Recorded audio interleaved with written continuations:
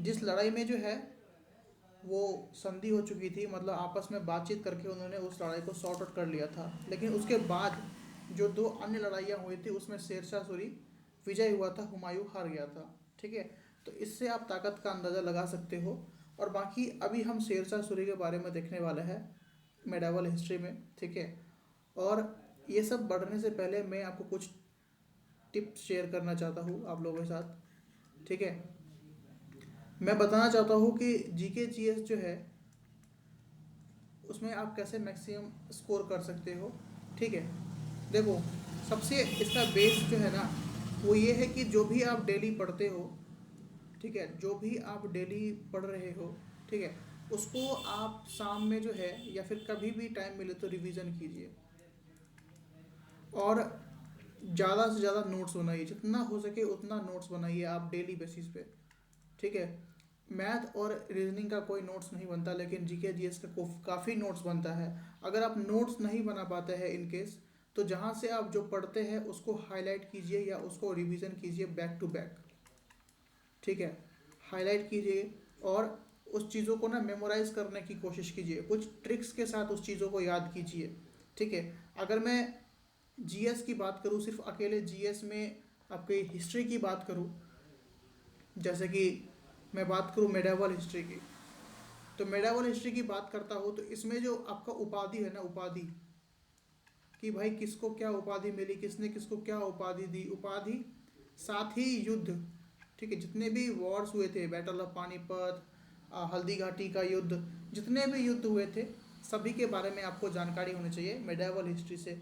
वहीं अगर मैं एंशियंट की बात करूँ, तो एंशियंट में सबसे ज़्यादा इंपॉर्टेंट होता है आपका जैनिज़्म एंड बुद्धिज़्म। ठीक है, साथ ही होता है आपका इंडस वैली सिविलाइजेशन, और कुछ इंपॉर्टेंट होते हैं आपका वैदिक पीरियड। तो तीन ऐसे टॉपिक मैंने बताए एंशियंट हिस्ट्री के जिससे क्वेश्चंस काफ़ी पूछे जाते हैं एग्जामिनेशंस में। मेडावल हिस्ट्री की बात करूँ, तो मेडावल हिस्ट्री में सबसे ज़्यादा क्वेश्चंस रहता है आपका मुगल साम्राज्य से। ठीक है, साथ ही कुछ क्वेश्चंस होते हैं आपके वंश से रिलेटेड, जैसे खिलजी वंश हो गया, लोधी वंश हो गया, मामलुक वंश हो गया, इस सब से होता है। इसके बाद से होता है सल्तनत कालीन शासन व्यवस्था, और होता है मराठों का उत्कर्ष। मराठों के बारे में भी हम तीन टॉपिक मेडावल हिस्ट्री की, तीन टॉपिक हम मेडावल हिस्ट्री कंप्लीट करेंगे।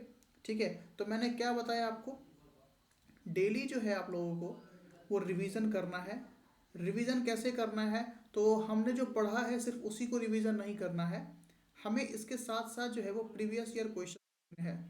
ठीक है, प्रीवियस ईयर क्वेश्चन देखना है, और प्रीवियस ईयर क्वेश्चंस में समझना है कि क्वेश्चंस कहाँ से आते हैं। ठीक है, कहाँ से क्वेश्चंस का पूछने का तरीका है, लास्ट कितने साल का, लास्ट जो है एटलीस्ट 3 साल का। ठीक है, ये हो गया। अब नोट्स है, नोट्स बनाया तो वेल एंड गुड है।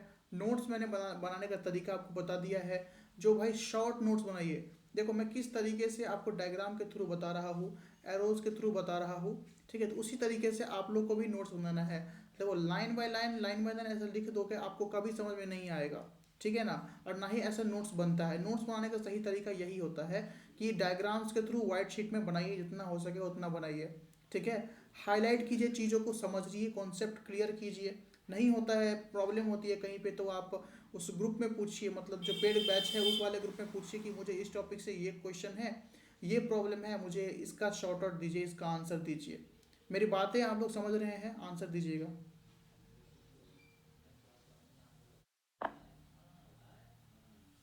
मेरी वॉइस आ रही है आप लोगों तक? ठीक है, तो ये कुछ तरीका है, आप मतलब इससे आपका जीएस जो है वो स्ट्रांग हो जाएगा। साथ ही इसमें जीएस में जो है एक पार्ट आता है आपका करंट अफेयर्स का। ठीक है, करंट अफेयर्स का एक पार्ट आता है। ठीक है, अगर मैं बात करूँ यहाँ पे 40 क्वेश्चंस की, 40 क्वेश्चंस की मैं बात करूँ यहाँ पर मैं, तो इसका कह सकते हैं कि ऑलमोस्ट 6 से 7 क्वेश्चन जो है आपका करंट अफेयर्स से आता है। अब करंट अफेयर्स के बारे में मैंने आपको ऑलरेडी बता रखा है कि किस किस टॉपिक से क्वेश्चंस आते हैं। ठीक है, तो आपको डेली नहीं पढ़ना है करंट अफेयर्स, जो है वो पीसीएस लेवल पे डेली पढ़ा जाता है। डेली पढ़ने की भूल मत कीजिए। ठीक है, डेली नहीं पढ़ना है। इसको आप जो है, जब आपका दिसंबर आ जाए, दिसंबर का महीना शुरू हो जाए, तो उस टाइम से इसको आप वीकली पढ़ना शुरू कीजिए। मतलब जितने भी कह सकते हैं योजना थे, योजना है, सेंट्रल गवर्नमेंट के, ठीक है, खास करके सेंट्रल गवर्नमेंट के, I am not talking about state government, सिर्फ सेंट्रल गवर्नमेंट के। बजट है, बजट 2024। देखो बजट जब हम इकोनॉमी से पढ़ेंगे ना तो इसमें आता है एक रेल बजट, रेल बजट, ठीक है। तो आपको बजट पे तो ध्यान देना ही है, साथ ही इस पे ध्यान देना है, रेल बजट पे, ठीक है। तो इस तरीके से आपको कंप्लीट करना है। बाकी स्टैटिक जीके का कुछ पार्ट्स होता है, डेज एंड डेट्स, ऑर्गेनाइजेशंस, लेकिन इसको हम स्टैटिक जीके में नहीं पढ़ते हैं, ठीक है पार्ट ये स्टैटिक जीके का, लेकिन पढ़ते नहीं हैं। इसलिए नहीं पढ़ते हैं क्योंकि ये करंट अफेयर्स का पार्ट है, dates and date current affairs का पार्ट है। ऑर्गेनाइजेशन, न्यूली बेस्ड ऑर्गेनाइजेशंस, ठीक है, वो सब स्टैटिक जीके का पार्ट नहीं आता है, वो सब आता है आपका करंट अफेयर्स का पार्ट। तो इसको सब हम कंप्लीट करेंगे, डोंट वरी, हर कुछ को कंप्लीट किया जाएगा, टाइम टू टाइम किया जाएगा। अभी हम बिल्कुल एक्यूरेट चल रहे हैं जीके जीएस में, क्योंकि हमारा एंशियंट हिस्ट्री खत्म हो चुका है। स्टैटिक का 80% पार्ट हमने कंप्लीट कर दिया है, 20% रेस्ट है, वो भी इस महीने के एंड तक कंप्लीट हो जाएगा। तो 2 सब्जेक्ट, 2 टॉपिक्स आपके खत्म हो जाते हैं, ठीक है। और इस महीने के लास्ट तक जाते जाते आपका हिस्ट्री खत्म हो जाएगा पूरा। देखो जैसे ही हमारा कोई सब्जेक्ट खत्म होता है, ठीक है, कोई भी सब्जेक्ट मान लो हम खत्म करते हैं, तो उसका प्रीवियस ईयर क्वेश्चन, ठीक है, और साथ ही साथ जो टेस्ट सीरीज है टॉपिक वाइज, टेस्ट सीरीज का मतलब ये नहीं कि सब्जेक्ट वाइज, टॉपिक वाइज की, मतलब हमने पढ़ा मुगल डायनेस्टी के बारे में, तो मुगल डायनेस्टी से आने वाले जितने भी क्वेश्चंस हैं, जितने भी प्रश्न हैं, उसको हमें कंप्लीट करना है। ये कहाँ मिलेगा आपको, ये कहाँ मिलेंगी, ये सबसे अच्छा सोर्स है इसका गूगल। गूगल पे बहुत साइट्स है जहाँ पे आपको टॉपिक वाइज या फिर सब्जेक्ट वाइज, चैप्टर वाइज आपको एमसीक्यू देखने को मिल जाता है, तो वहाँ से आप कीजिएगा, ठीक है। तो होपफुली मैंने आपको बता दिया कि किस तरीके से आपको जीएस जीके अपना अच्छा करना है, बेहतर करना है और तैयारी को नेक्स्ट लेवल तक लेकर के जाना है। अभी हम अपना क्लास स्टार्ट करें, बताइएगा आप लोग।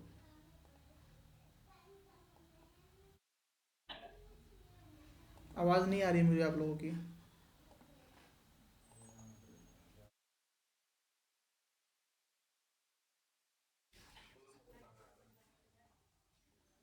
चलिए ठीक है, अब मैं स्टार्ट करता हूँ। देखिए हमने जो है बाबर और हुमायूं के बारे में ख़त्म कर लिया था, अब आता है शेरशाह सूरी की बारी, ठीक है। शेरशाह सूरी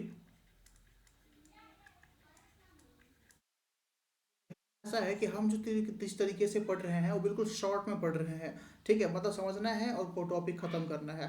पीसीएस लेवल के हिसाब से हमें नहीं पढ़ना है कि भाई शेरशाह सूरी कैसे आया, कैसे गया, क्या किया क्या नहीं किया, पॉलिटिकल थॉट्स क्या थे, ये वो, ये सब हमें नहीं जानना। जो हमें पूछता है एग्जामिनेशन में हमें वो जानना है, फालतू की चीज़ें जान के हम क्या करेंगे जो हमारे एग्जामिनेशन पॉइंट ऑफ व्यू से इम्पोर्टेंट ही नहीं है, ठीक है। तो देखिए इसका अगर मैं टाइम, आपके टाइम पीरियड की बात करूँ तो 1540 से लेकर के 1545 इसका टाइम फ्रेम है, ठीक है। इसका बर्थ याद रखिएगा, ठीक है।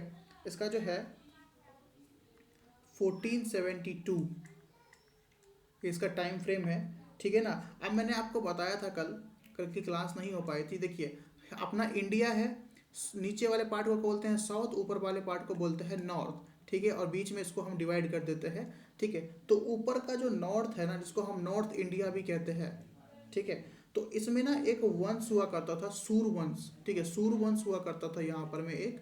और ये सूर वंश को जो है ना, ये आपका शेरशाह जो है उसने क्या किया था, इसको सूरवंश को हटा करके जो है वो सेकेंड अफगान डायनेस्टी, मतलब द्वितीय अफगान डायनेस्टी की स्थापना की थी, ठीक है। अफगान साम्राज्य की स्थापना की थी सेकेंड, ठीक है। तो क्वेश्चन यहाँ पर ये है कि अगर इसने सेकेंड की थी, शेरशाह सूरी ने सेकेंड स्थापना की थी, तो पहला स्थापना किसने किया था।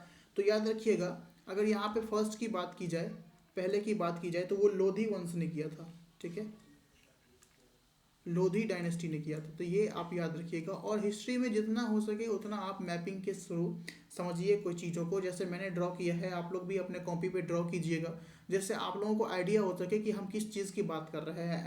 एन आई मैंने लिखा है, आप इसको नॉर्थ इंडिया लिख सकते हैं शॉर्ट में।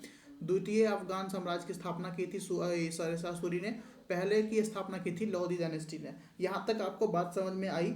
आगे देखते हैं। देखिए ये जो यहाँ पे डेट ऑफ बर्थ यहाँ पर लिखा हुआ है, ये जो ईयर लिखा हुआ है, बर्थ ईयर, ये किसके द्वारा बताया गया है। देखिए हिस्ट्री में जब भी किसी ईयर के बारे में बात करते हैं या फिर किसी भी टाइम पीरियड के बारे में बात करते हैं, तो कोई हिस्टोरियन होगा या आर्कियोलॉजिकल एक्सपर्ट होगा, वही ये डेट्स के बारे में बताता है। तो कभी कभार क्वेश्चन पूछ लेता है कि शेरशाह सूरी के जन्म तिथि के बारे में जानकारी कौन देता है। ठीक है, तो क्वेश्चन यहाँ पर में है, तो इसका आंसर होगा डॉक्टर कानूनगो। ठीक है, डॉक्टर कानूनगो। ठीक है, तो ये इनके बारे में याद रखिएगा, डॉक्टर कानूनगो के बारे में।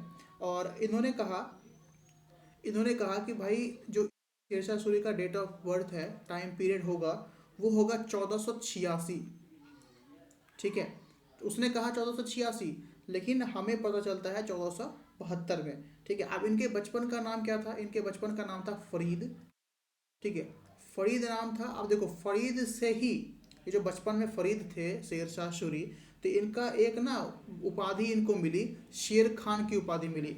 देखिए, एक बहार खान लोहानी, ठीक है, एक इंसान है बहार खान लोहानी। अब उन्होंने क्या किया, जब फरीद ने क्या किया, बचपन में ही एक शेर को मार दिया था। ठीक है, तो शेर को मारा, इसलिए इनको उपाधि मिल गई शेर खां की। ठीक है, तो फरीद, बचपन में नाम था इनका फरीद, चाइल्डहुड नेम।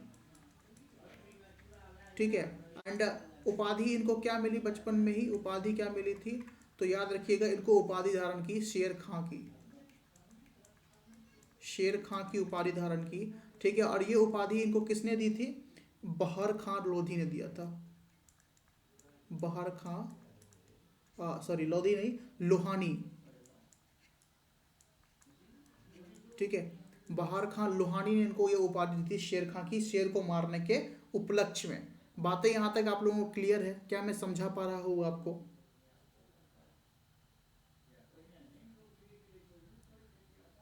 आवाज आ रही मेरी आप लोगों तक?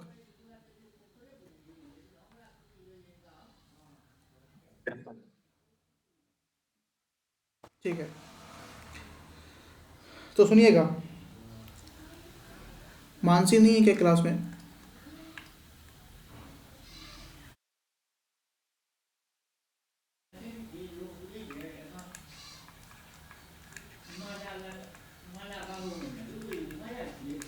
हजरत ए आला।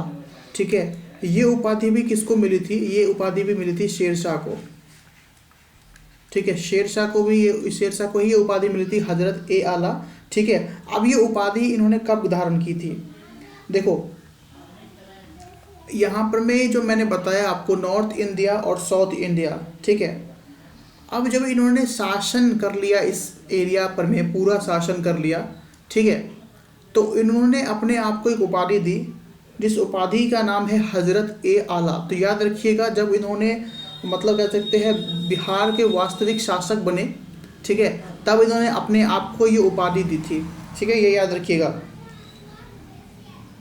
अब इनका आता है थोड़ा सा वेडिंग के बारे में, शादी के बारे में, कि भाई इन्होंने शादी किससे की थी और कहाँ पे की थी। तो देखिएगा, है चुनार। ठीक है ना, चुनार।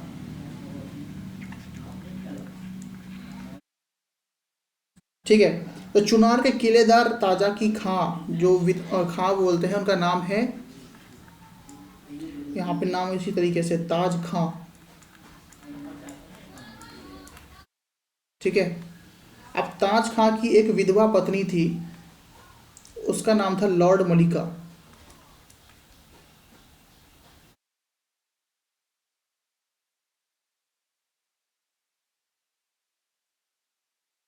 देखिए, मैंने यहाँ पर मैं 3 सिम्बलाइज किया है, चुनार, ताज खां, लॉर्ड मलिका।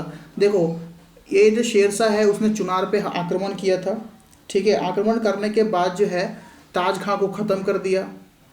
तो इसकी पत्नी, जो लॉर्ड मलिका थी, अब वो विधवा हो गई थी। ठीक है, विडो हो गई थी वो। ठीक है, तो अब क्या किया शेरशाह ने, कि ये चुनार जो है, ये चुनार पे उसने अपना अधिकार कर लिया। ठीक है, और उसकी पत्नी से क्या कर लिया, शादी कर ली। ठीक है, तो यहाँ तक आपको बात समझ में आई। हम पॉइंट टू पॉइंट चीज़ों को देखते जा रहे हैं, पॉइंट टू पॉइंट अपना इस टॉपिक को ख़त्म करेंगे। अब देखिए, ये टाइम फ्रेम किस पीरियड का था, किस टाइम पीरियड की बात कर रहा हूँ, 1530 की बात कर रहा हूँ मैं ये। ठीक है, अब आती है बात 1539 के, 1539।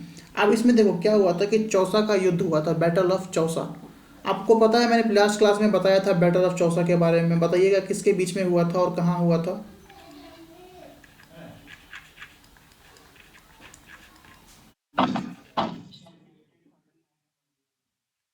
किसके बीच में हुआ था?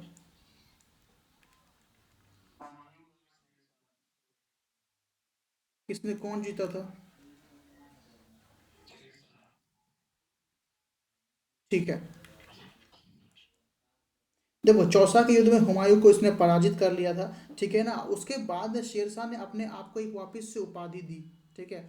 शेरशाह ने वापस से अपने आप को उपाधि दी थी। उस उपाधि का नाम क्या था? सुल्तान ए आदिल। मैंने बताया था आपको शायद प्रीवियस क्लास में। सुल्तान ए आदिल।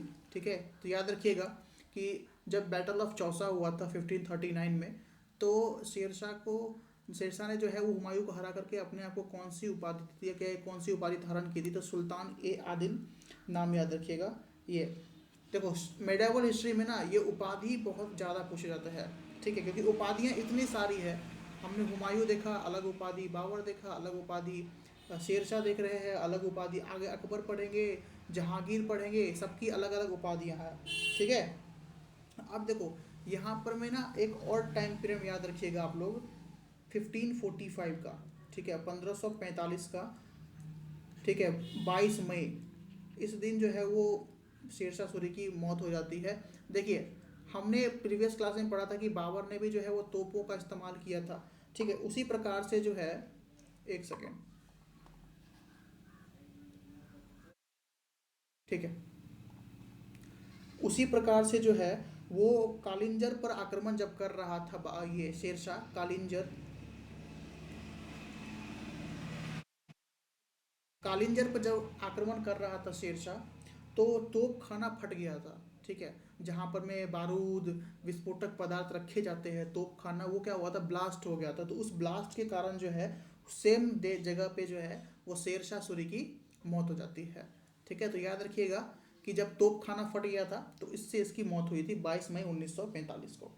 आपको मैंने शेरशाह के बारे में बता दिया। आगे आपको कोई प्रॉब्लम है इसमें? बताइएगा। आपने, मानसी, अपने क्लास क्यों लीव कर दिया था?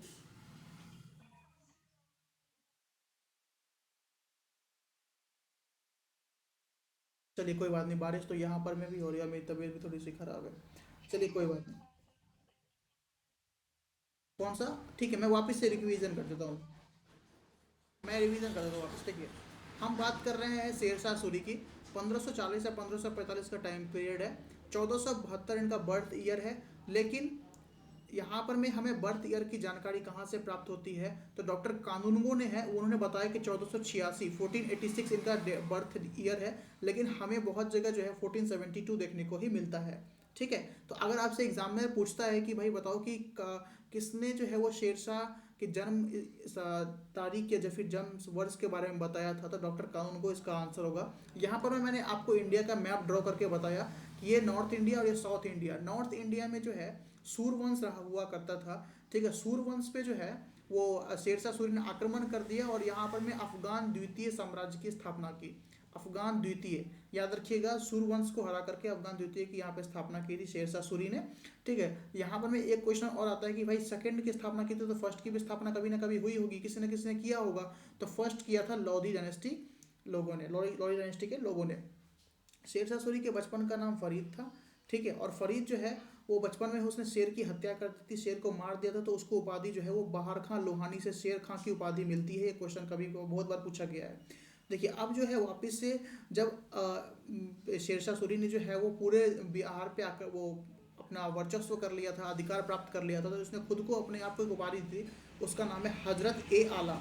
ठीक है, शेरशाह ने खुद को उपाधि दी हजरत ए आला। अब शेरशाह की शादी के बारे में बात करें तो शेरशाह की शादी जो है वो चुनार की एक विधवा पत्नी लॉर्ड मलिका से हुई।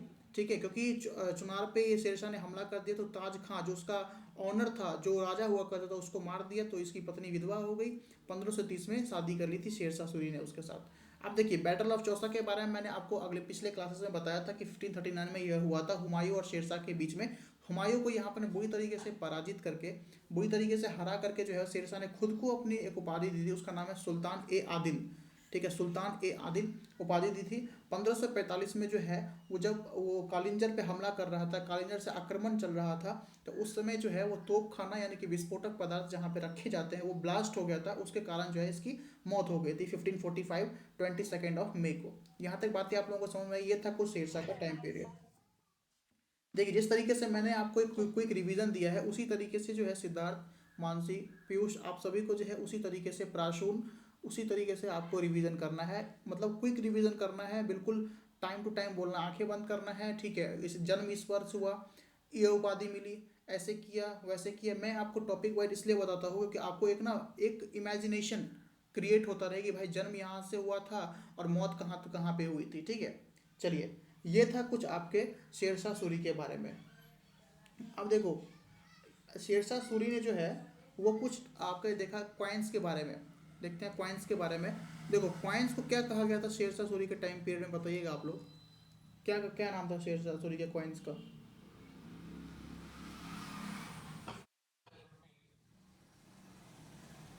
पक्का?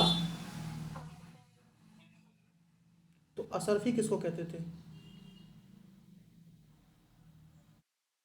मैं कॉइन्स की बात कर रहा हूँ, पैसे की बात नहीं कर रहा। कॉइन्स देखो, चांदी के सिक्के, सिल्वर कॉइन्स, ठीक है, सिल्वर कॉइन्स, ठीक है, या फिर इसको कहते थे 180 ग्रेन होता था ये, ठीक है, 180 ग्रेन।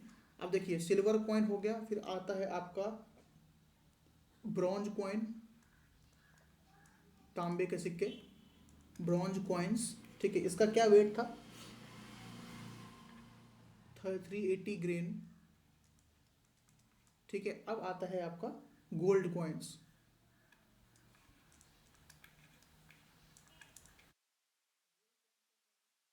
67 ग्रेन।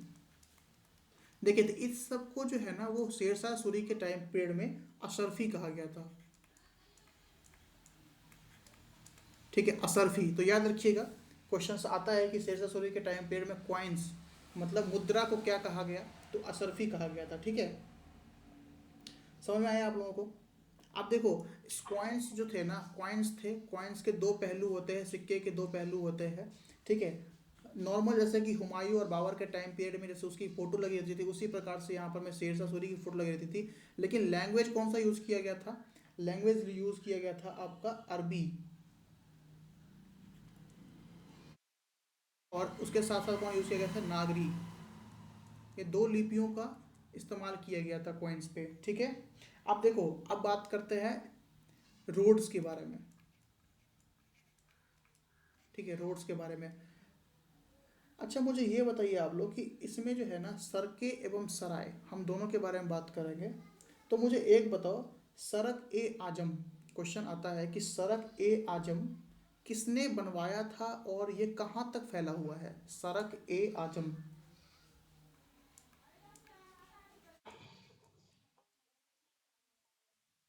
हाँ, सड़क ए आजम जगह का नाम था, जगह का नाम क्या, रोड का नाम है। ठीक है, इसी को आज के टाइम में ग्रांड ट्रंक रोड के नाम से जाना जाता है। ठीक है,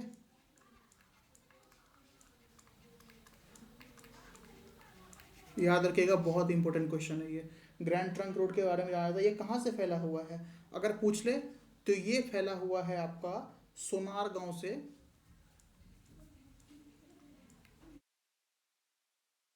सोनार गांव से फैला हुआ है ये आपका आगरा। ठीक है, याद रखिएगा। और ये सोनार गांव ऐसा नहीं है कि सिर्फ सोनार गांव से आगरा तक का है, ये लोहा मतलब लाहौर जो पाकिस्तान में हुआ है लेकिन पहले इंडिया में था, तो लाहौर से इसको कह सकते हैं ना वाया, बोलते हैं ना वाया क्या क्या है, तो वाया है ये लाहौर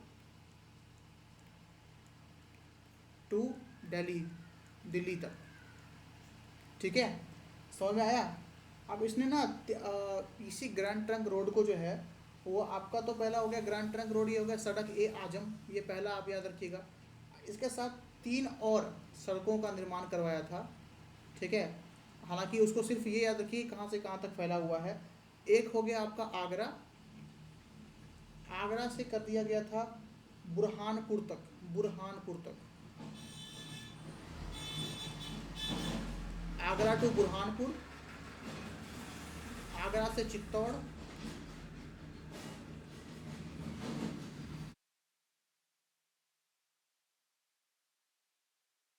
अब आता है लाहौर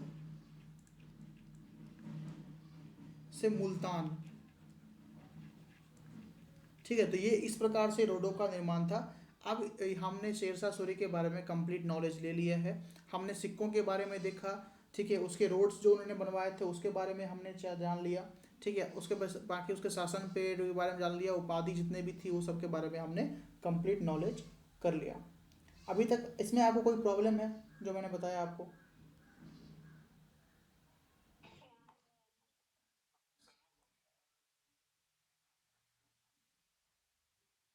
ठीक है, देखो सिद्धार्थ, और मान लेता है ना कि ये एक्स एक जगह है, ठीक है, और ये एक जेड एक जगह है, ठीक है, और आपको जो है ना सिद्धार्थ को जाना है वाई के पास, ठीक है, सॉरी सॉरी जेड के पास जाना है।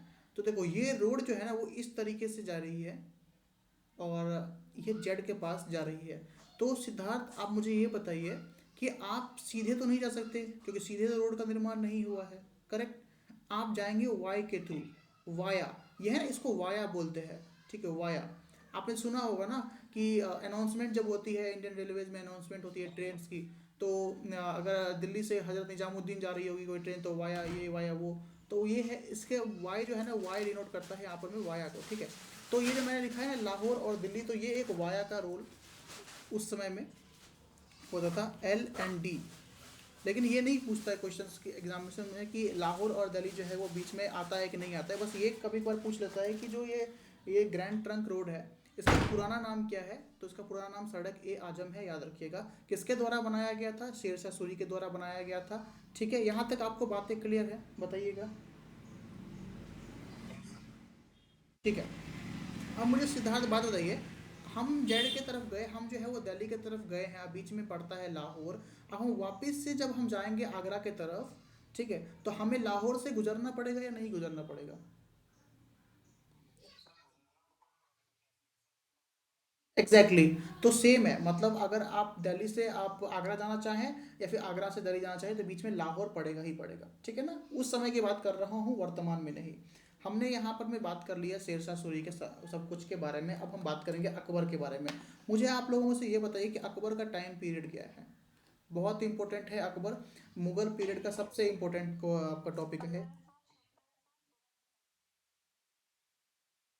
अकबर। 1556 से 1600, 1605 ये अकबर का टाइम पीरियड है। अब इसके जन्म की बात करूं मैं, इसका बर्थ के बताइए, जन्म कब हुआ था? ये हुआ था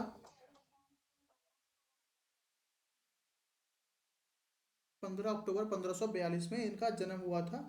ठीक है, कहाँ पे हुआ था? तो अमरकोट के एक राजा हुआ करते थे, वीर साल, वीर साल। ठीक है, तो उनके जो है महल में इनका जन्म हुआ था। इनकी माता का नाम हमीदा थी, हमीदा बानो बेगम। ठीक है, इंपॉर्टेंट नहीं है, याद याद याद रखना है तो रखिए, नहीं याद करना है कोई बात नहीं है।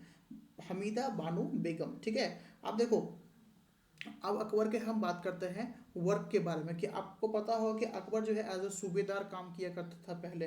ठीक है, तो उसने कहाँ कहाँ पे सूबेदार की तरह, सूबेदार के लिए या फिर सूबेदार से काम किया था?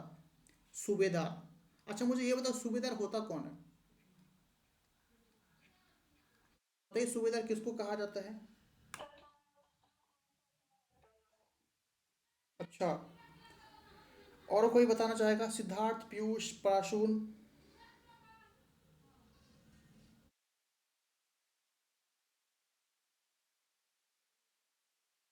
फिर मैं बताऊंगा आपको, गलत सही कुछ भी बताइए।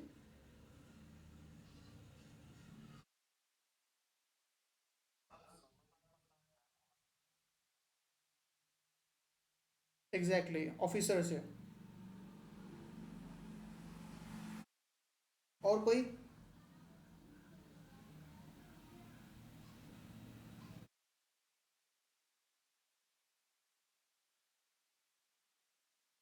है? और कोई पराशून बताओ।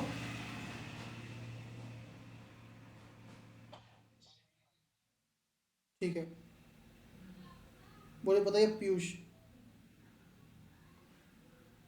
पीयूष आप क्लास में रहते हैं, आप बताते रहिए, क्यों कोई प्रॉब्लम है क्या, समझ में नहीं आता आपको? देखिए सूबेदार जो है ना, वो सिद्धार्थ ने सही कहा, ये एक आर्मी का पोस्ट हुआ करता था, ठीक है। वर्तमान में जो है इस सूबेदार को जो है JCO जूनियर कमांडेंट ऑफिसर कहा जाता है अपने इंडियन आर्मी में, ठीक है। तो ये आर्मी का एक पोस्ट था, तो इतना बस याद रखिएगा कि अकबर जो है एज अ आर्मी कमांडेंट दो जगहों पे उसने काम किया है। एक जगह का नाम है आपका, पता है किसी को, गजनी, और दूसरे का जगह का नाम क्या है, लाहौर। दो जगहों के नाम याद रखिएगा, पूछ लेता है कभी कभार कि निम्नलिखित में से कहाँ वो अकबर ने सूबेदार से काम नहीं किया है, ठीक है। तो नहीं जहाँ पे आ जाता है ना, तो वहाँ पे क्वेश्चन थोड़ा ट्रिकी कर देता है, ठीक है। आप देखिए यहाँ पर मैं तो चलो सूबेदार की बात हो गई थी। आप देखो हुमायूं, आपने पढ़ा होगा, पढ़ाया मैंने हुमायूं के बारे में। तो हुमायूं की मृत्यु के बाद जो है ना, वो अपने संरक्षक, अकबर की बात कर रहा हूँ, संरक्षक बैरम खां के साथ कहाँ चला गया, पंजाब चला गया था वो, ठीक है। और वहीं पे इसका राज्याभिषेक हुआ था, ठीक है। तो अकबर का राज्याभिषेक अगर पूछ ले कहाँ पे, तो पंजाब में हुआ था। पंजाब में भाई एक जगह है गुरदासपुर, ठीक है, गुरदासपुर एक डिस्ट्रिक्ट का नाम है, ठीक है। उसके निकट एक जगह था कलानौर। चलिए मैं लिखता हूँ यहाँ पर मैं, अगर बात करूँ मैं राज्य अभिषेक की,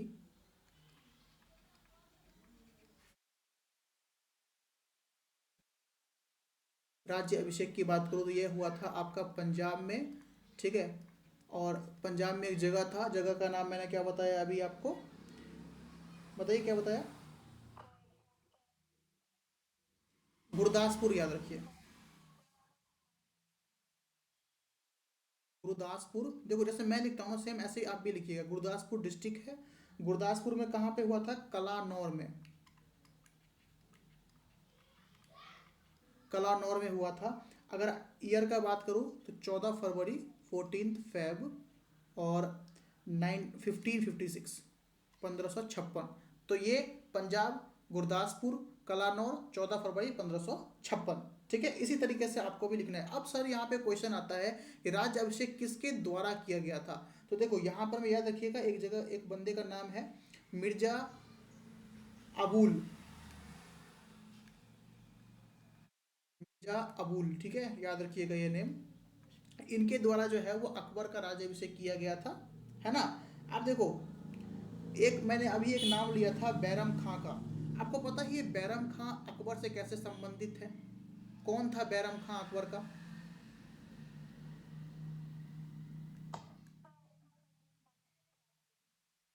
संरक्षक तो था ही, हाँ संरक्षक तो था ही, लेकिन करता क्या था ये बैरम खां अकबर के लिए? तो सुनिएगा, अकबर जो, बैरम खां जो है ना, वो वजीर था। अब वजीर किसको बोलते हैं, पता है किसी को वजीर का मतलब क्या होता है? वजी हाँ, मतलब सारा लेखा जोखा सब कुछ यही देखता था, है ना। एज ए संरक्षक भी और एज ए एडवोकेट भी था। वजीर को हम एडवोकेट कहते हैं। आपको कहीं पे भी वकील देखने को नहीं मिलेगा, जब भी मध्यकालीन इतिहास से क्वेश्चन आएगा, वकील कहीं पे भी नहीं मिलेगा, वजीर मिलेगा।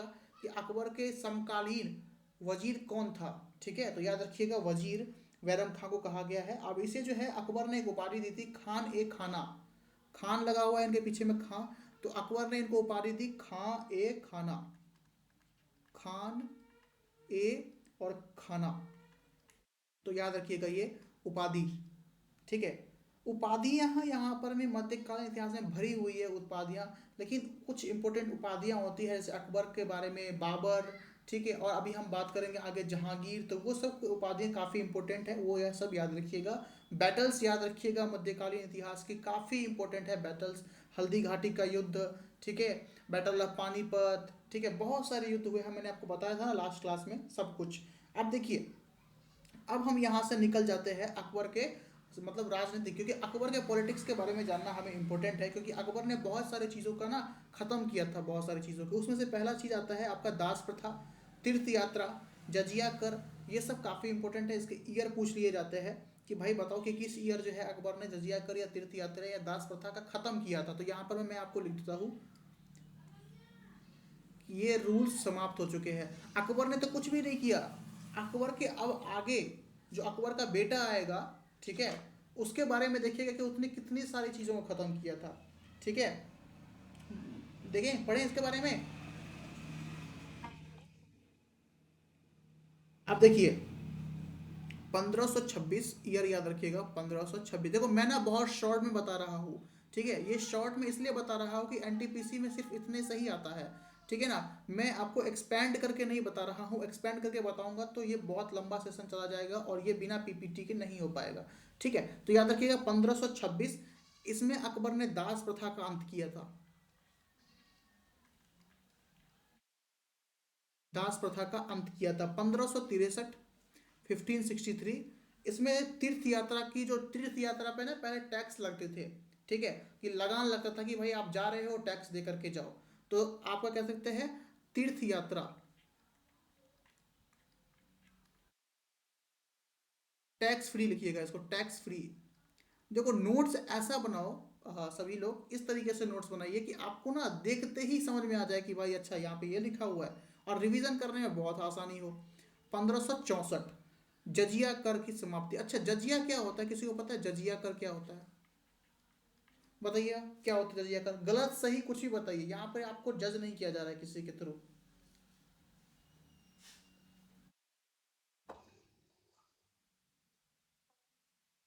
बताओ बताओ मानसी। नहीं पता? ठीक है, सिद्धार्थ बताइए आप।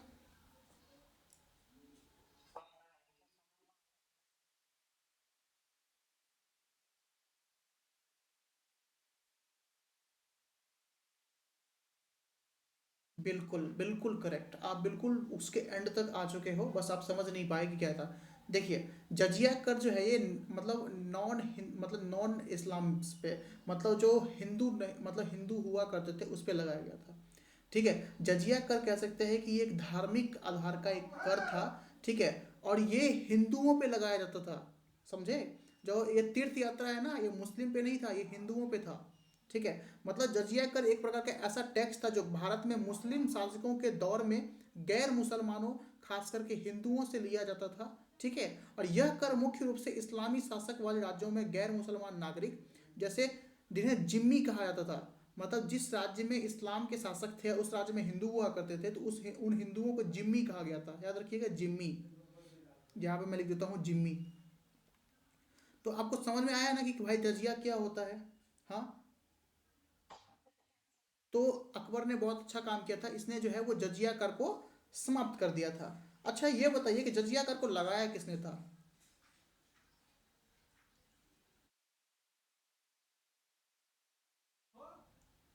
देखिए जजिया कर को तो भाई साहब अकबर ने समाप्त कर दिया, लेकिन यहाँ पे क्वेश्चन आ सकता है ना कि भाई जजिया कर लगाने वाला कौन ऐसा शासक था?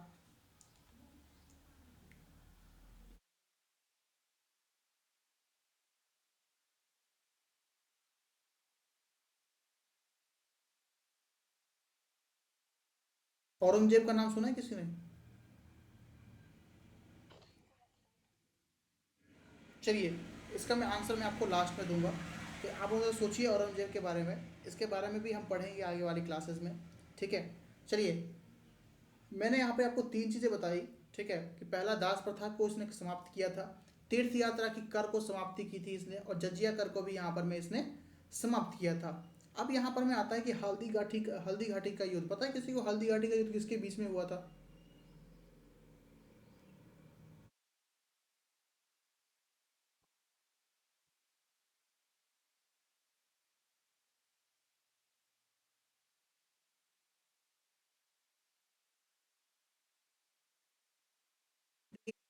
चलो मैं एक चीज़ ना शॉर्ट कर ही देता हूँ, लास्ट में मैं फिर भूल जाऊंगा।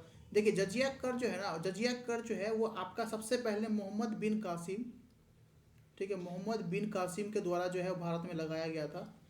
ठीक है, और ये याद रखिए पहली बार लगाया गया था, लेकिन अगर क्वेश्चन पूछ ले कि भाई साहब दिल्ली सल्तनत में रहते हुए मुगल साम्राज्य के किस शासक ने इसको वापस से लगाया, अगेन इसको ना एस्टैब्लिश किया, तो याद रखिएगा उसका नाम है औरंगजेब।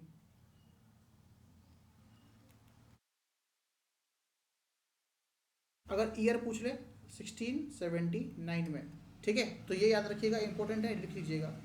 चलिए हल्दी घाटी का युद्ध के बारे में देखते हैं, बैटल ऑफ हल्दी घाटी। इस पे गाना भी है ना, शूरवीर 3 करके एक सॉन्ग है इसमें, इसमें बताया गया है। महाराणा प्रताप और मुगल शासकों के बीच में हुआ था, ठीक है। मुगल शासक में एक एक चोर हुआ करता था उस समय में, जो आपका हिंद ये होकर के, मतलब कह सकते हैं ना, अगर इसको एक रिलीजियस पॉइंट ऑफ व्यू से देखा जाए, तो मान सिंह, नाम सुना है ना मान सिंह का। तो मान सिंह ने जो है वो महाराणा प्रताप को हराने के लिए बहुत साजिशें की थी, और उसने जो है वो आसफ खां, जो मुस्लिम शासक हुआ करता था, उसकी क्या की थी, हेल्प की थी हल्दी घाटी के युद्ध में, the battle of Haldi Ghati.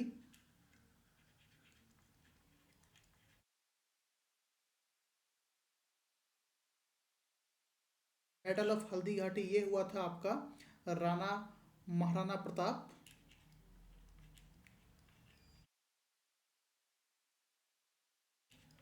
ये इतने शूरवीर थे कि इन्होंने जंगल में जाकर के जो है वो घास की रोटी खाई थी। अब सोच सके कितना शूरवीर हुआ करते हैं होंगे ये। महाराणा प्रताप वर्सेस मान सिंह, ठीक है, और आसफ खां। याद रखिएगा इनके बीच में हल्दी घाटी का युद्ध हुआ था। हालांकि इसमें महाराणा प्रताप जो है वो हार गए थे, ठीक है। और बस इतना ही याद रखो इसमें, और क्या ही बताऊँ इसमें।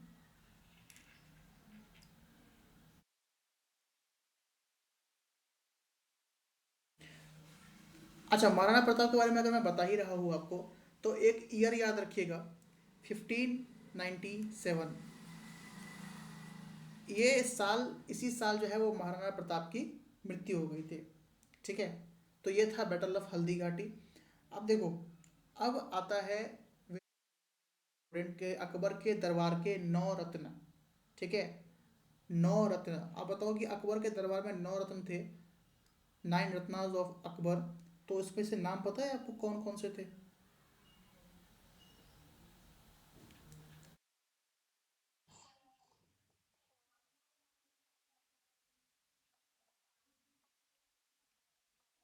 एक एक करके बताइए।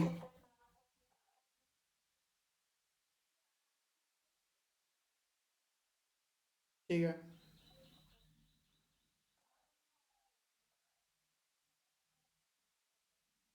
ठीक है, और बताओ अंकित, तो बताओ आप।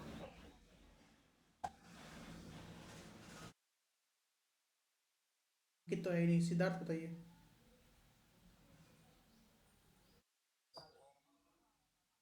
ठीक है, बीरबल।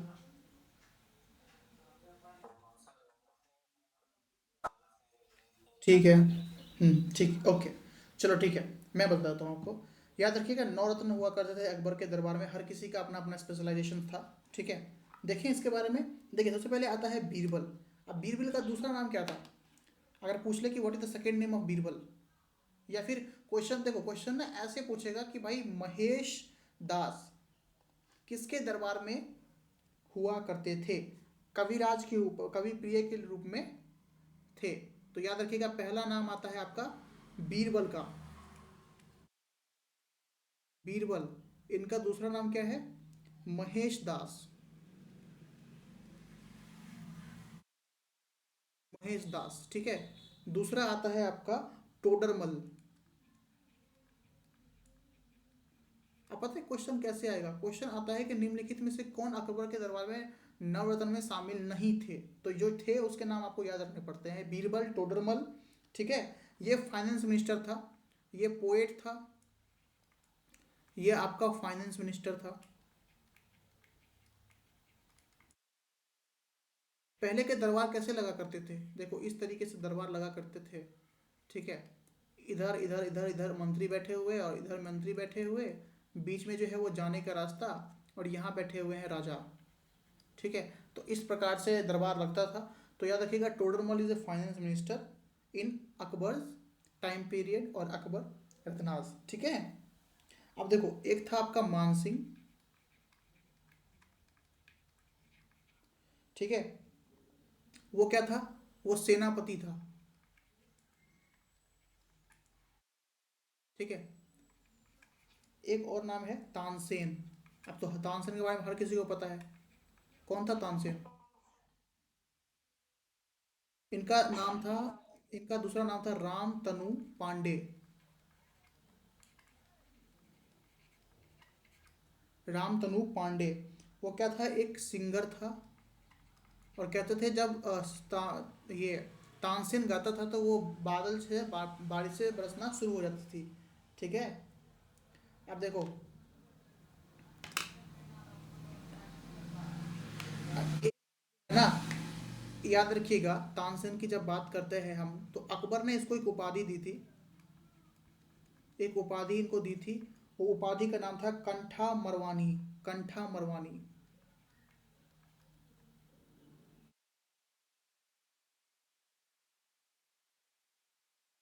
याद रखिएगा, कंठा मरवानी ये उपाधि थी, अकबर के द्वारा दिया गया था तानसेन को। अगला नाम आता है मुल्ला दो प्याजा।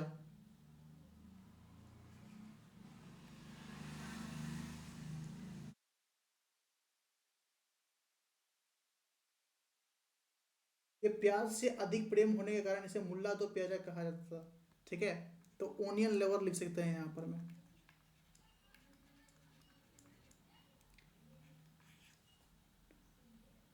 एक और नाम आता है हकीम हुमाम।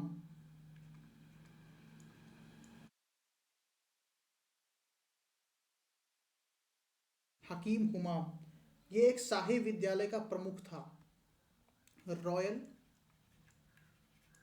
स्कूल से संबंधित था ये। ठीक है। टीचर हुआ करता था उस समय में ये।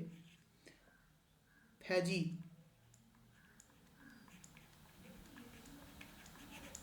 फैजी। ठीक है।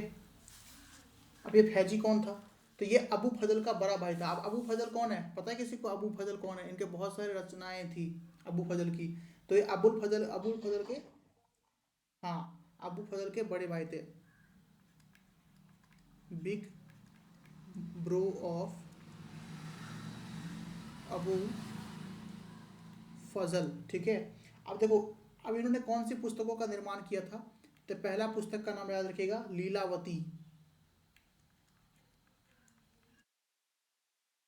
लीलावती। ठीक है ना। जो एक मैथमेटिक्स की बुक है, मैथ की बुक है, याद रखिएगा, लीलावती। ठीक है। आप देखो, लीलावती तो किसने लिखा था भाई साहब? लीलावती लिखा था अबू फजल ने। ठीक है। लीलावती अबू फजल के द्वारा लिखा गया था। अबू फजल ने लिखा था, ठीक है, लीलावती। लेकिन इसका अनुवाद किया था फारसी में। फारसी लैंग्वेज में फैजी ने इसका अनुवाद किया था इस बुक का। ठीक है। आगे देखते हैं 8 नंबर। इनका नाम है अब्दुर रहीम खाने खाना।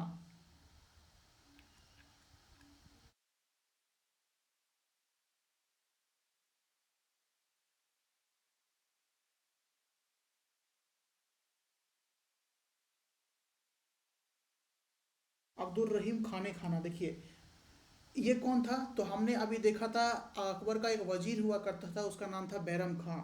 ठीक है। तो ये बैरम खां का पुत्र था।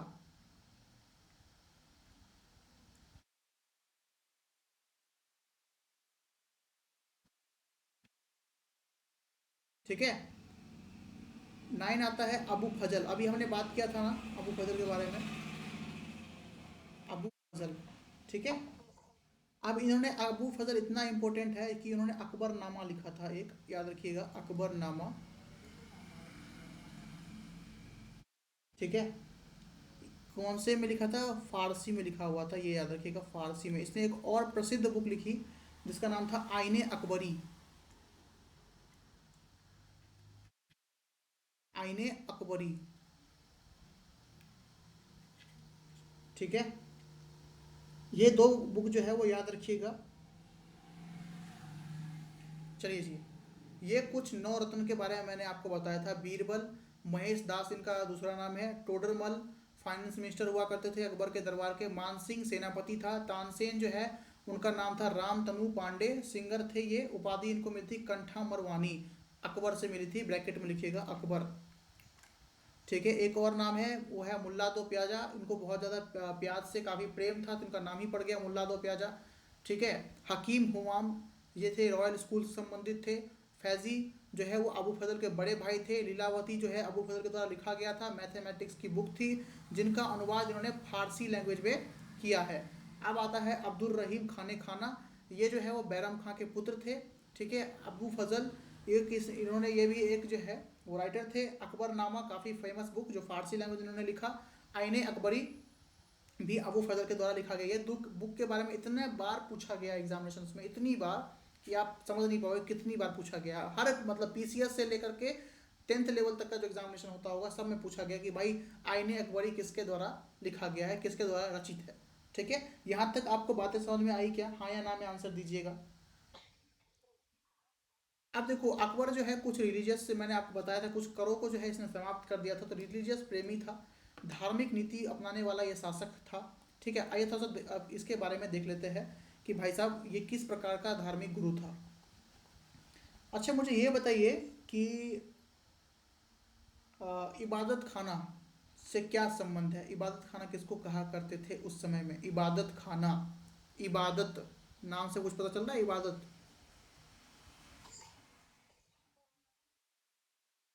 इबादत खाना था प्रार्थना भवन इसमें।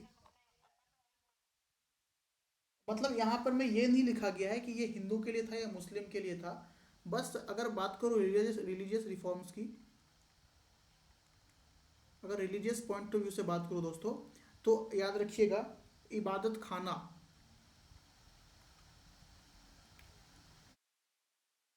ठीक है, यहाँ ऐसा कहीं पे भी नहीं लिखा गया कि भाई साहब इबादत खाना सिर्फ मुसलमानों के लिए था, हिंदू के लिए नहीं था।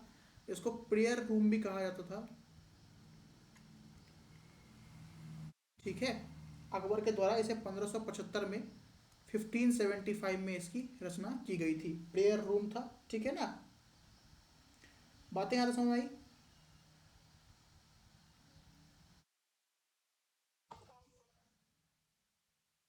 अब देखो एक और जो है इनको उपाधि मिलती है अकबर को, वो मिलती है दीन ए इलाही, दीन ए इलाही। अच्छा दीन ए इलाही से क्या मतलब है भाई साहब? दीन ए इलाही से क्या मतलब है? तो देखो अकबर ने जो है ना वो सभी धर्मों में एकजुटता लाने के लिए जो है इसकी स्थापना की थी, दीन ए इलाही की। ठीक है, अब इसने दीन ए इलाही किसने कहा था कि सर आप दीन ए इलाही की रचना कीजिए? तो अबू फजल का नाम याद रखिएगा। अबू फजल ने कहा था अकबर को कि आप जो है वो हर धर्मों को एक समान देखिए, एक समान जो है सामंजस्य स्थापित कीजिए। तो इसने जो इस वजह से जो है वो आपका दीन इलाही की स्थापना की गई। अभी यहाँ पर मैं क्वेश्चन देखो, आंसर से ही क्वेश्चन का निर्माण होता है। आप सोचोगे कोई क्वेश्चन बनेगा, नहीं, आंसर इज द क्वेश्चन। अब यहाँ पर मैं क्वेश्चन अगर उसको पूछना होगा तो कैसे पूछेगा? दीन ए इलाही की रचना अकबर द्वारा की गई थी, यह किसके द्वारा, किसके कहने पर यह किया गया था? तो याद रखिएगा अबू फजल के द्वारा यह कहा गया था कि आप दीन ए इलाही की रचना कीजिए। समझ में आया आप लोगों को? क्या बातें यहाँ तक क्लियर है आप लोगों का? ठीक है, अब देखो आता है मनसबदारी व्यवस्था। What you understand by मनसबदारी? किसी को पता है मनसबदारी किसको कहते हैं?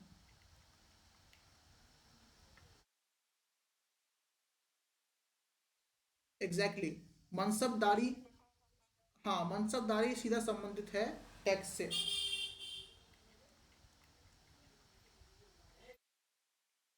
ठीक है, मनसबदारी जो है यहाँ पर मैं ये जो है सैन्य संगठन के आधार पर किया गया था, ये आर्मी के आधार पर किया गया था। ठीक है, और इसमें जो है हम टैक्सेस के बारे में बात करते हैं। याद रखिएगा टाइम पीरियड 1574 इसका टाइम पीरियड है। ठीक है ना, अब देखो प्रत्येक सैनिक अधिकारी को मनसब प्रदान किया गया था। अकबर के जब अकबर का टाइम पीरियड था तो हर आर्मी को मनसब प्रदान किया गया था। What do you understand mansab? ये एक पोस्ट हुआ करती थी। मनसब का मतलब होता है मनसब, ये क्या था हिंदी में इसको कहते हैं पद। ठीक है ना, ये आर्मी का एक पद दिया गया था। ठीक है, जिसको हम कहते हैं मनसब। ठीक है ना, अब देखो इस व्यवस्था का जो मुख्य आधार हुआ करता था वो था दशवर्ण प्रणाली। अब दशवर्ण प्रणाली क्या था?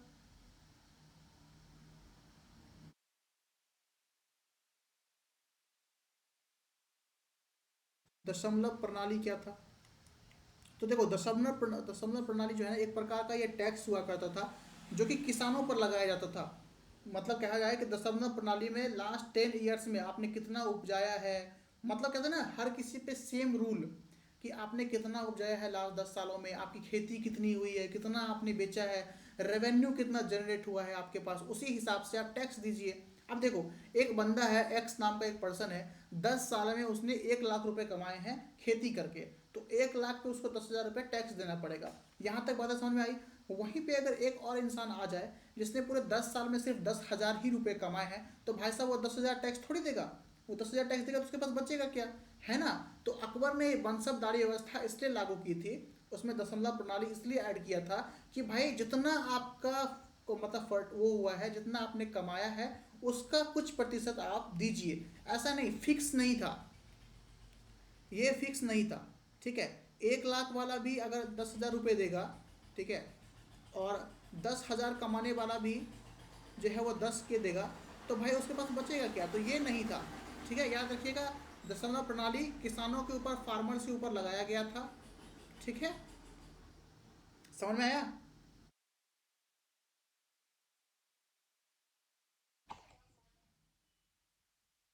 अब देखिए, उस समय में जो है, अकबर के समय में एक लास्ट चीज़ याद रखिएगा, अकबर के टाइम पीरियड में, कि भूमि नापने के लिए, जैसे अभी बिहार में ना जमीन सर्वे चल रहा है, तो ना जमीनों का जब सर्वे हुआ करता था अकबर के टाइम पीरियड में,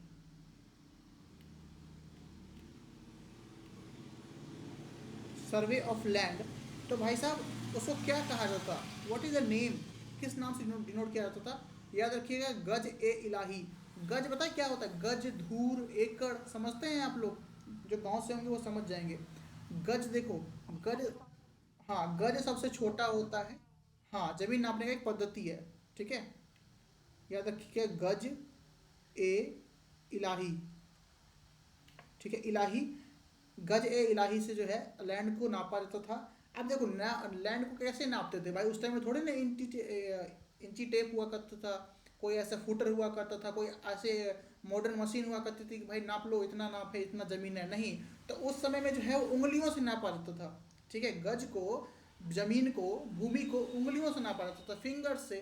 तो भाई फिंगर से, कितने फिंगर से नापा जाता था, तो यहाँ पर मैं लिख देता हूँ 41, 41 अंगुल। ठीक है, 41 अंगुल, और जिसको हम कहते हैं 3 ऊपर 1/2 इंच। ये था, ये क्वेश्चन पूछा गया है एसएससी के द्वारा, कि जब अकबर के टाइम पीरियड में ज़मीनों का सर्वे था, या फिर ज़मीनों को नापा जाता था, तो उसको गज इलाही के नाम से जाना जाता था। वो कितनी उंगलियों के बराबर हुआ करता था, ठीक है, कितनी उंगलियों के बराबर हुआ करता था, 41, 40, 42, इस तरीके से। तो याद रखिएगा 41 अंगुल, मतलब 41 बार उंगली से नापेंगे तो गज के नाप में होगा। इसको इंच में देखेंगे तो 33 सही 1/2 इसका इंच आएगा। समझ में आ गया आप लोगों को, क्या बातें समझ में आई आप लोगों को, सिद्धार्थ समझ में आ रहा है आपको। अब देखिए, अब अगला आता है, सिद्धार्थ समझ में आ रहा है।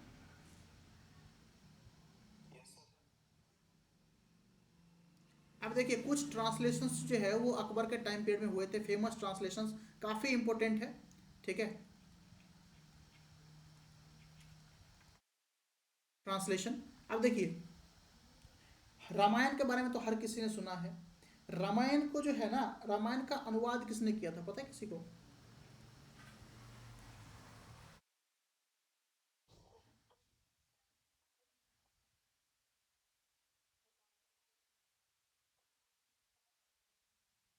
देखो, बदायूं ने जो है ना वो रामायण का अनुवाद किया था। ठीक है, याद रखिएगा, अकबर के समय में। एक और चीज, अथर्ववेद, क्या लिखा मैंने, अथर्ववेद, इसका भी अनुवाद जो है वो बदायूनी ने शुरू किया था, लेकिन इसको ख़त्म नहीं कर पाया था बदायूनी। ठीक है, बदायूनी ने इसकी शुरुआत की। ठीक है, लेकिन इसको जो है ना हाजी इब्राहिम सरहिंद ने पूरा किया था, हाजी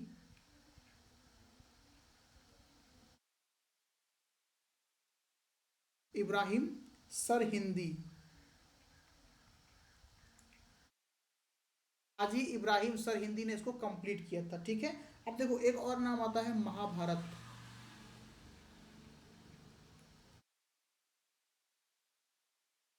महाभारत, ठीक है, अब देखो महाभारत का अनुवाद किस किसने किया था, तो याद रखिएगा, नकीब खां,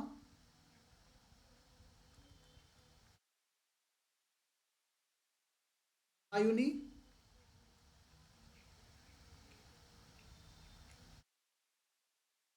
अबू फजल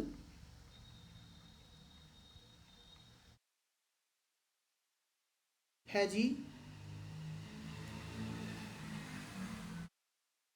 ठीक है। अब महाभारत का इन्होंने अनुवाद किया था, लेकिन इनका नाम क्या पड़ा था महाभारत का इन्होंने अनुवाद किया, तो महाभारत का क्या नाम पड़ा? रज्मनामा। याद रखिएगा, रज्मनामा।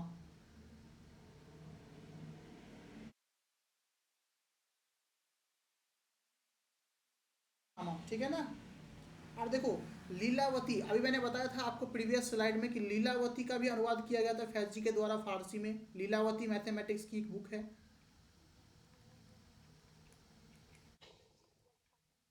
लीलावती फैजी, ठीक है। राज तरंगिणी का अनुवाद किसने किया था? राज तरंगिणी का,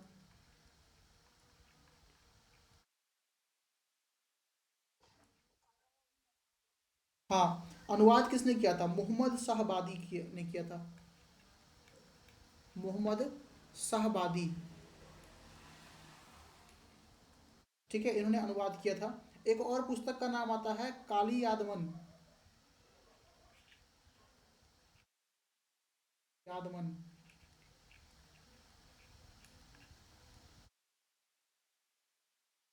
इनको ट्रांसलेट किया था अबू फजल ने। मैं शॉर्ट में देता हूँ, अबू फजल ने अनुवाद किया था इस बुक का। अब देखो, एक और लास्ट बुक का नाम आता है नल दमयंती।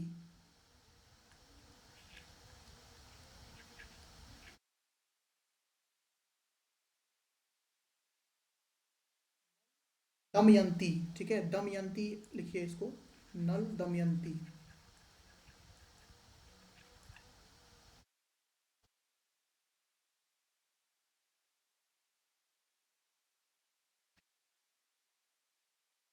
फैजी ने इसका अनुवाद किया था, ठीक है। तो ये कुछ प्रमुख बुक थे जिनके ट्रांसलेशन जो है उस समय में किए गए थे प्रमुख लेखकों के द्वारा, ठीक है ना। एक और लास्ट, पंचतंत्र।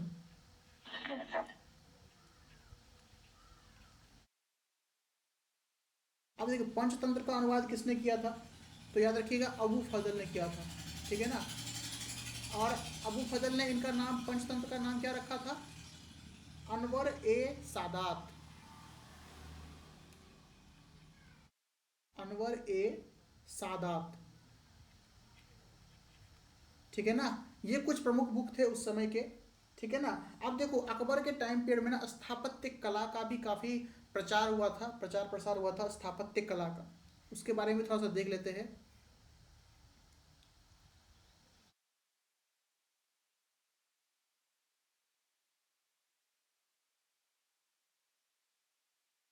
स्थापत्य कला, देखो अकबर ने जो है ना वो आगरा का किला का निर्माण करवाया था हर किसी को। और मैंने स्टैटिक जीके में बताया था, आपको याद होगा, आगरा के किले के बारे में मैंने बताया था,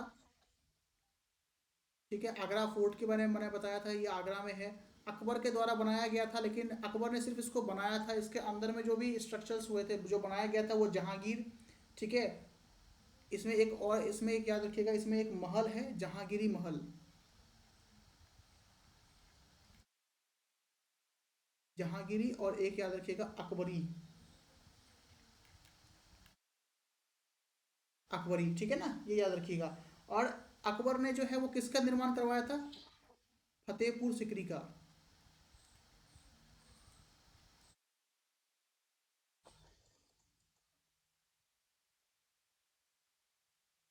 ठीक है ना। अकबर ने, हाँ, सबके बारे में बात करेंगे, ठीक है। बहुत सारे चीज़ें जो है अकबर ने निर्माण करवाया था, ठीक है ना। देखो, अकबर ने जो है इसमें याद रखिएगा फतेहपुर सिकरी में, फतेहपुर सिकरी का निर्माण करवाया था, ठीक है। और इसके कुछ प्रमुख भवन हैं, भवन याद करना इंपॉर्टेंट नहीं है, मैं रिपीट कर देता हूँ बस, ठीक है। दीवाने आम, दीवाने खास, शेख सलीम चिश्ती का मकबरा, 176 फीट ऊंचा बुलंद दरवाज़ा, जोधा भाई का महल, पंचमहल, मरियम महल, ये सब कुछ फतेहपुर सिकरी के अंतर्गत आते हैं, ठीक है ना। लिख दूँ मैं आप लोगों के लिए?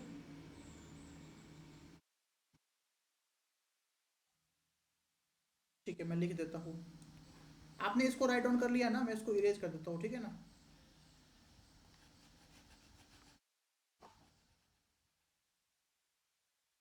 अच्छा, आप लोगों ने फॉर्म फिल कर दिया क्या आरआरबी एनटीपीसी का?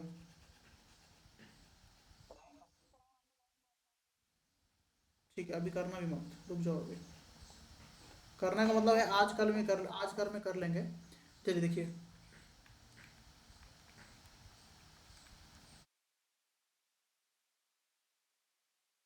फतेहपुर सिकरी, इसमें बहुत सारे ना भवन आए हैं। दीवाने आम,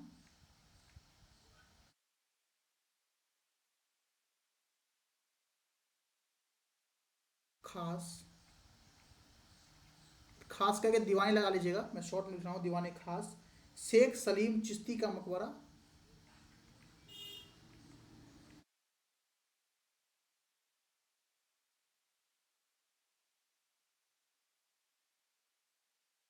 176 फीट बुलंद दरवाजा,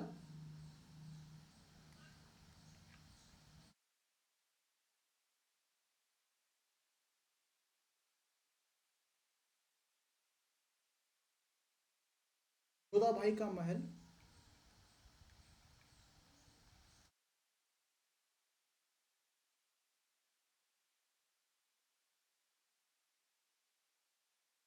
पंचमहल,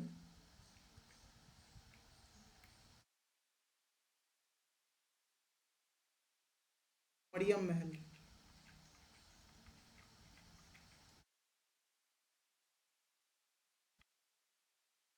ठीक है, तो ये सब कुछ जो है फतेहपुर सिकरी के अंतर्गत आते हैं।